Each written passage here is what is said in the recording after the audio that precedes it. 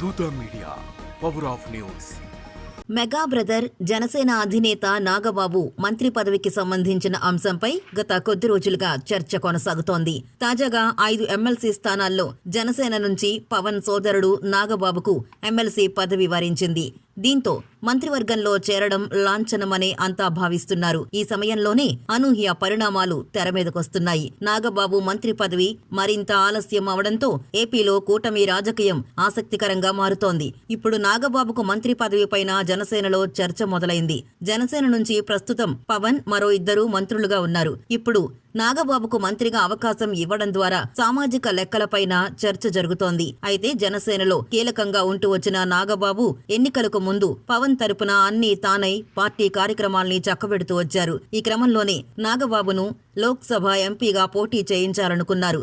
కానీ పొత్తుల్లో భాగంగా ఆ సీటును బీజేపీకి త్యాగం చేసిన పవన్ తన సోదరుడికి సర్ది చెప్పుకున్నారు. ఆ తర్వాత నాగబాబును రాజ్యసభకు పంపుతారన్న టాక్ వినిపించింది. అది కుదరలేదు.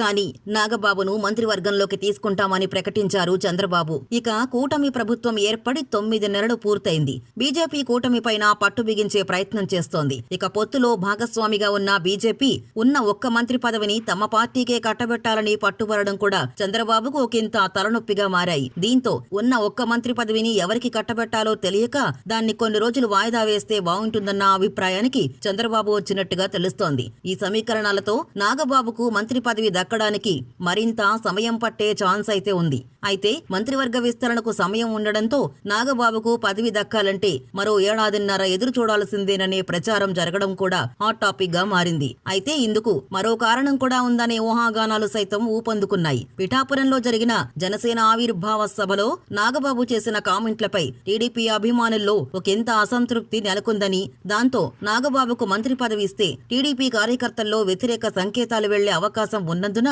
దీన్ని వాయిదా వేసినట్టుగా కూడా గుసగుసలు వినిపిస్తున్నాయి.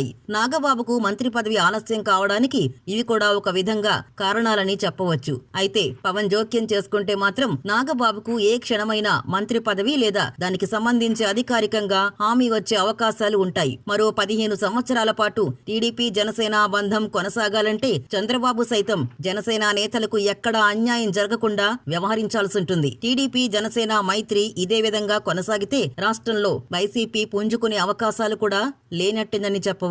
చంద్రబాబు ఇరు పార్టీల నేతల మెప్పు పొందడానికి ఒకంత చాకచక్యంగా వ్యవహరించాల్సిన అవసరమైతే ఉంది. నాగబాబు మాత్రం ప్రస్తుతం మంత్రి పదవి విషయంలో సైలెంట్ గానే ఉన్నారు. అయితే టీడీపీ జనసేన పొత్తు వల్ల అన్ని అర్హతలు ఉన్న కొందరు నేతలకు అన్యాయం జరగడం మాత్రం వాస్తవమేనని చెప్పవచ్చు. ప్లీజ్ సబ్స్క్రైబ్ దూత మీడియా. దూత మీడియాని అందరూ కూడా సబ్స్క్రైబ్ చేయండి. అందరూ చూడండి, దాంట్లో కామెంట్స్ చేయండి. For more updates, please subscribe Dutta Media.